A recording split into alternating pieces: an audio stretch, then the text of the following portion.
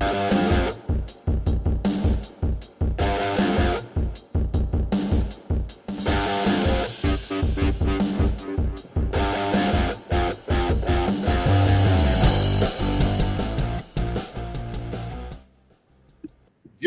morning, hockey fans. This is Stephen Heisler with IceHockey.com, the Victoria Hockey Company, and the Junior Hockey Discussion Group on Facebook. Today is Memorial Day, and you are watching the Junior Hockey Morning Show, Monday, May 29th. You can find us on the World Sports Broadcasting Network, WSBN.TV, Twitter, Facebook, YouTube, more. Special guest this morning is Mike Aikens. He's the assistant coach at St. Lawrence University. Good morning, Mike. Good morning. Nice to see you. Thanks for having me. So it's 8 a.m. in Minnesota time, and we still got Big Mike out of bed. Happy to have you on the show this morning, Coach. My wife just walked in the door from work, so I can't say a whole lot there. But the dogs did have me up about 6 this morning. They're on a schedule. They got to eat. They got to go outside. So we make it work. Very good. Today's topic is a little bit all over the place, up in smoke. We'll address some of the marijuana issues going on in today's game. We'll talk about Memorial Day a little bit, and then we'll also touch on Mike's job at St. Lawrence. I felt it would be very important for parents and prospects to get today's message from someone besides just me. Marijuana. It is one of the strongest words that can force just about any college program and college coach to cross a player's name off a prospect, off the list of prospects. Mike, when you hear about a kid that's using that stuff, what happens to his name on your list? Yeah, we were just talking off air a little bit, and for us, number one on that list is going to be character. And so for us, if we find some issues that way, it's you're just not going to be a part of our program. I think Coach Brecky, Coach Hill, Coach Murphy, before I was there, has done a great job at St. Lawrence setting the tone and changing the culture the last 4 years. And that just isn't going to change for us. Culture is always going to be up there with, a huge area of importance for us. And to create a good culture, we really think we ought to have good human beings and good character kids. So that's going to be a huge one for us. And if there's issues that way, off ice, on ice, you're just not going to fit in our program. We brought this subject up because there was a camp going on this weekend. There are even junior organizations with players toking up on the funny week, courtesy of the junior coach. That's not good. In the hockey house, on the team bus, and just likely anywhere else, they have the urge to lighten up the load. They're pulling out the weed. I never imagined in my lifetime this would be an issue for hockey, Coach. I mean, I grew up in Alaska, in Anchorage, Alaska, and we knew who the kids were who were smoking and that kind of stuff. They were across the parking lot wearing the black rock shirts. But somehow all those lines are now blurred, aren't they? Yeah, they are for sure. And you know what? I think even, the legalization of it in a lot of areas in the country is certainly having some effect on that too. So, that's just something that, times have changed a little bit. And, there's a lot of people doing a lot of different things and things that we probably had access to and chose not to. And I think it comes down to sacrifice and making a commitment to doing things the right way and wanting to be a part of something bigger.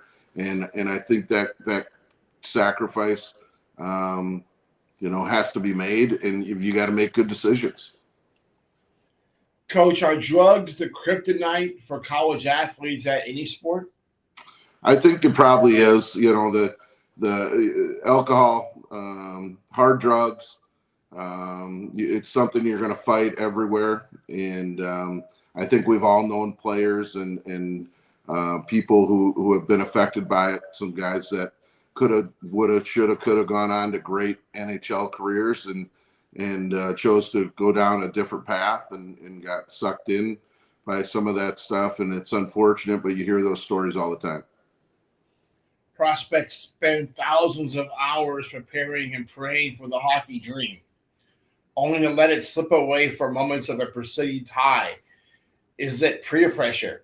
How can prospects avoid getting caught up in the bad culture that's really on just about every team? Yeah, I think, first of all, you got to put yourself in good positions, surround yourself with good people. It's no different than us in the professional world. We want to surround ourselves with people that have the same ideals and morals, values, and I think kids have to look at it the same way, and be able to have enough confidence to stand up and just say, hey, I don't want to be a part of that. I know a lot of kids that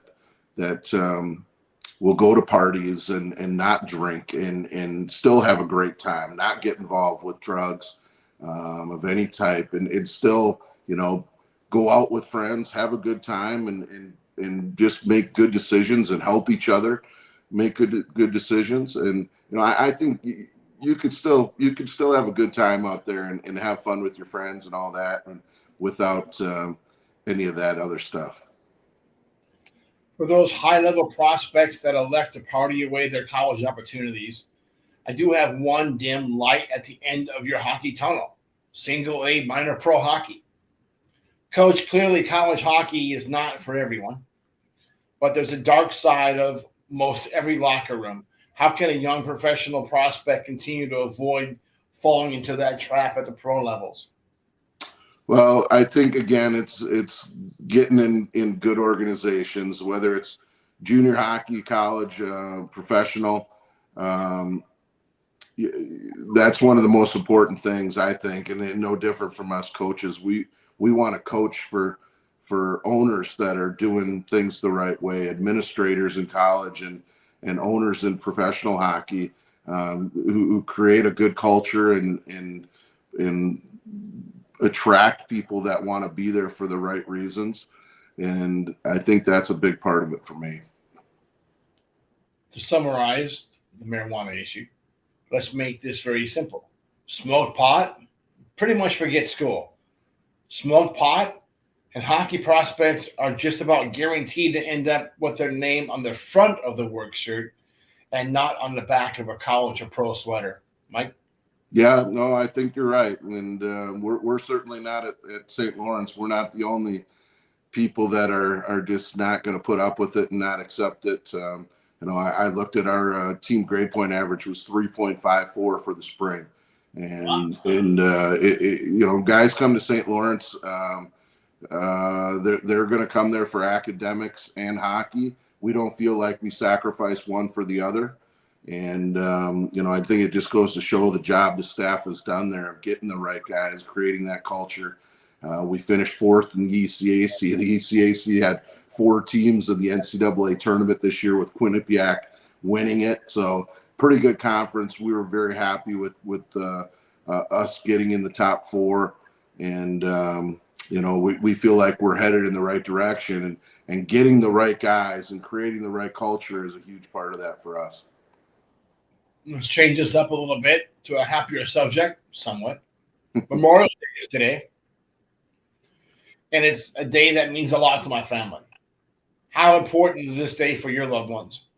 Well, we don't really have, any direct family members that were in the military, but my wife's dad, who's passed away, was in the military. So, for us, what it means, I think we're honoring those service people who have simply just given us what we have today. We have the freedoms to get on and create a show like this and to do what we want, and it would be amazing had those people not given the sacrifice and done the things they did, and see how differently probably our lives would be right now. So, I think it's a day that a lot of people look at it, spend time together as a family and barbecue and go to the water, the lake, river, camp out, have a great time. I'm going to play golf later today with Casey Mignon, the Chippewa Steel coach. I think for us, Americans and people around the world, to have the luxuries we have here, we owe a lot of that to our service members. My dad's family immigrated to Alberta from Germany between the First and Second World War. So that meant for our family that we had people fighting on both sides of that war. That wasn't easy. Sure. Well, my parents are from the north end of Winnipeg, and I know I had some uncles that were in World War II, and so there is some history for our family that way. But none of our immediate family has been in the military. You know what? I'm missing one. I'm forgetting Chandler. My wife's brother was a Marine, so there is one, I guess, closer than I even thought. Was she in the background waving? Yeah, I just looked over there and she was kind of looking at me like I figured it out.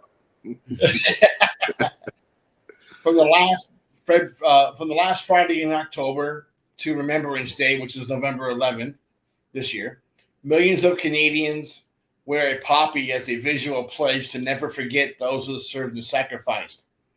Now Canada has protesters assembling every year on that date. It's heartbreaking to have to see that. Has Memorial Day and Veterans Day taken a hit in the U.S. as well? What are some of the things hockey as a sport can do to honor our veterans? Oh boy, that's a good question. I haven't personally seen where we're taking a hit that way. I hope that it doesn't happen. Maybe I've got my head in the sand a little bit with our liberal friends that are out there that are, maybe have some different ideas than we do. But, I would just hope that everybody would recognize that our way of life and what we have here is due to a lot of sacrifice by a lot of people that, I couldn't imagine going and fighting in a war and doing the things that they did. And, I just think we all should, no matter what your political background is, everybody should appreciate that and understand what we have. When athletes from across the spectrum of sports started kneeling for the anthem a couple of years ago, I couldn't help but feel sad. Not because of the disrespect for the country and those that serve, but really for the athletes' clear ignorance of the reason we stand for the anthem. Why has that not really become a hockey problem? Well, I think there's just good people in hockey. There's across the board, and yeah, there's the bad apples, and some things get pointed out here and there. But I think for the most part, we have good character people in hockey. There's people that are in it for the right reasons and want to help kids and help people achieve their dreams and do good things. And so I'd like to think that the leadership from whether it's owners, coaches, administrators in schools that are going to set the tone and the culture that they have, and just not really accept that. I know we had my younger daughter's a soccer player. Well, she's really a 3-sport athlete in high school. And a few years ago, there were some people that kneeled during the national anthem in a high school soccer game, and that was dealt with pretty quickly. So I think we owe it to a lot of people and have to understand what it's all about. And you have the freedom in this country to voice your opinion, and I just think there's good ways to do it and not so good, and that's one that I certainly don't agree with. Coach, while you were with the Aikens Wolverines in the North American Hockey League, one of your players was from Ukraine and had to sit and watch the news while bombs were flying all over his country. What kind of impression did that situation make on your hockey team? And most importantly, do you think it helped your players realize what it means to be a citizen, regardless of where they came from? Well, I remember that morning walking into the rink and seeing the news and what had happened, and we knew it, was a possibility with that buildup that was happening at the Ukrainian border. That was a tough one. It was emotional. We didn't know if Bowden's family was okay or not, and they were. And the amazing part to me was the action that immediately started within our organization and our ownership in Anchorage, reached out and were dealing with congressmen and the senators and all up the line of trying to get help and get his family to a safe spot. And it was amazing how everybody pulled together and fundraised and did a bunch of stuff up there. So Bowden's a special kid. His dad was in the military. He served and was fighting in the war. So you can imagine a Ukrainian boy coming over to the United States and having to deal with that and having to try to learn the language and play in the North American Hockey League, and all the things that he had to deal with were just amazing, and he handled it very well. And hopefully their family is doing well right now. On a serious note, or less serious note, how has your time with St. Lawrence been so far since leaving Anchorage? Hey, been great. It was a tough decision for me. It was just the timing of it. We had started our 2-a-day practices last year when I got the call. Brent Brecky and I, the head coach at St. Lawrence, played together in the USHL and won a national championship together in Rochester 100 years ago. And Tommy Hill, the other assistant, I coached in Topeka in the North American League. So we have a really good working relationship and know each other well.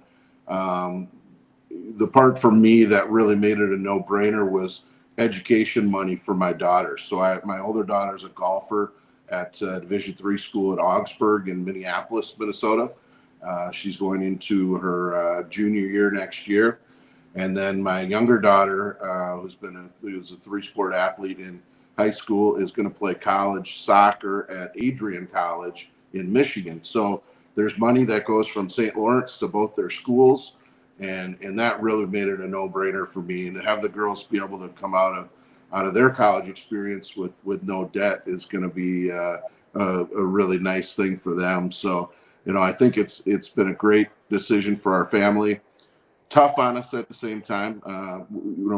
Brianna, when I went to Anchorage, we sold our house in Rochester, Minnesota. We moved the family into a 3-bedroom townhome so they wouldn't have to shovel snow and do yard work and all that kind of stuff. But we were not going to make Brianna, leave high school at that point. So my wife's a nurse. She's got her New York license now, and she'll be making the move in the fall. So we're really looking forward to being together and actually spending some time together. It's been a long couple of years here, sacrificing, but I think it's all worth it in the end. We're really excited where we're headed in St. Lawrence and in our program as well. This past season, the Saints won the most games, 17, since the 2016-17 season, and the most since your friend Brent Brecky took over in 1920.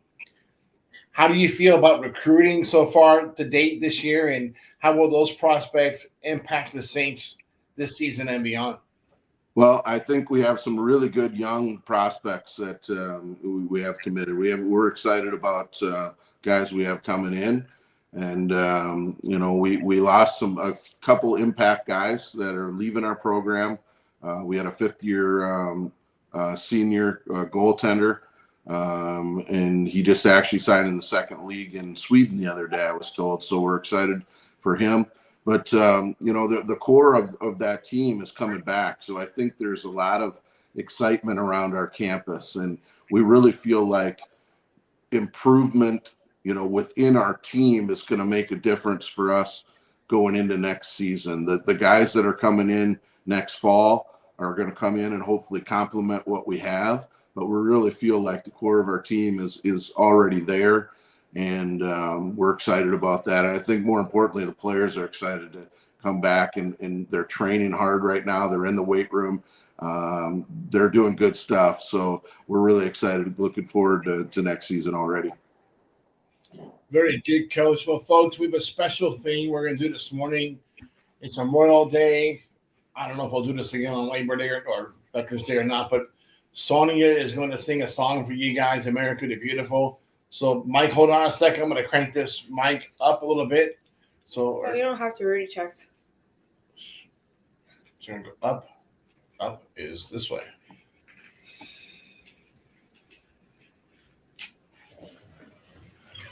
Come in. Let's go close.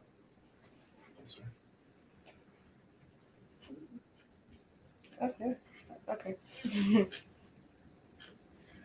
Oh, beautiful for spacious skies and amber waves of grain, for purple mountain majesties above the fruited plains. America, America, God shine his grace on thee and crown thy good with brotherhood from sea to shining sea. Good job, Claudia. Nicely done. What does this day mean to you? I think it's really nice that they chose like a day that actually happens on Military Appreciation Month, because May is supposed to be that. We've always been supportive of like military, like law enforcement and stuff like that, and we have like family members who were veteran family members who have died and stuff. Tomas, come here. Stand up. What does Memorial Day mean to you? It's a special day to remember all the fallen veterans that we have in our family and all the law enforcement officers. All right, folks. Hey, enjoy your Memorial Day. Enjoy your morning coffee. And